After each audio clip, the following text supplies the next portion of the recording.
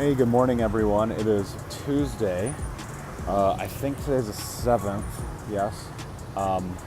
So I just finished getting cupping. You can see my shoulder here at Nirvana Strength, which is in Bali. This place is incredible. A lot of body weight movement, gymnastic movements, really focusing on mobility, flexibility. It's incredible. So a couple of months ago, I should say, I came here for the first time, and because I found out that one of the owners, Johnson, had some cupping, and I was like, I want cupping. It always makes me feel better. And then turns out there's a gentleman here named Rahim who has been doing cupping in Indonesia for 25 years. But it's not just cupping that he does this really, really intensive massage. I would say it's like Rolfing in a sense, but more painful.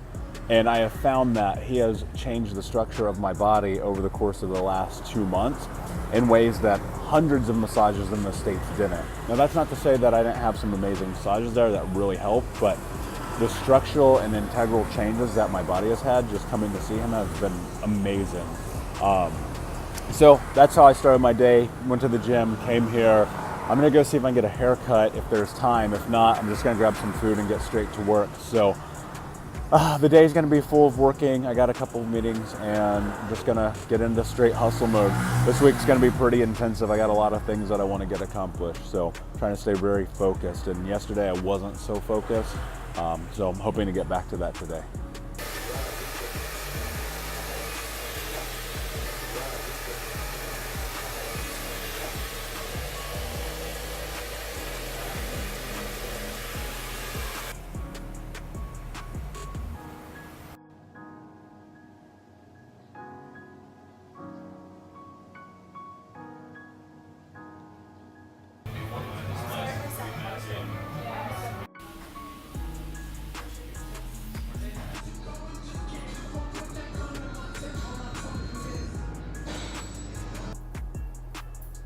So it's day 7 of this 30-day challenge that I started.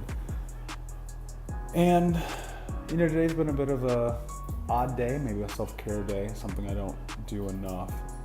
I started off, I went to the gym, got a haircut, did cupping, went home after eating a healthy lunch, breakfast, I guess. I was fasting, and I took a shower and laid down.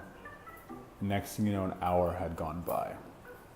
I did 25-minute meditation and I fell asleep during it. And when I woke up, my body was just screaming, go back to sleep. And so I did that. I've been running off of fumes for what seems like the last 6 months. And I want to honor myself a little bit better when it comes to sleep, especially. I mentioned the other night that I have this huge issue with sleep, and I've tried everything I can imagine to be able to tap into it more. And I think that just continuing to try to meditate, try to sleep, try to do those things will make it better in time. So I don't know. But that said, I'm really glad that I did that. I'm glad that I took the time to take this nap to recharge and reconnect with myself, especially after the physical movement of my body today. And in doing so, I also was able to revamp my mind. So I'm finishing up the ebook.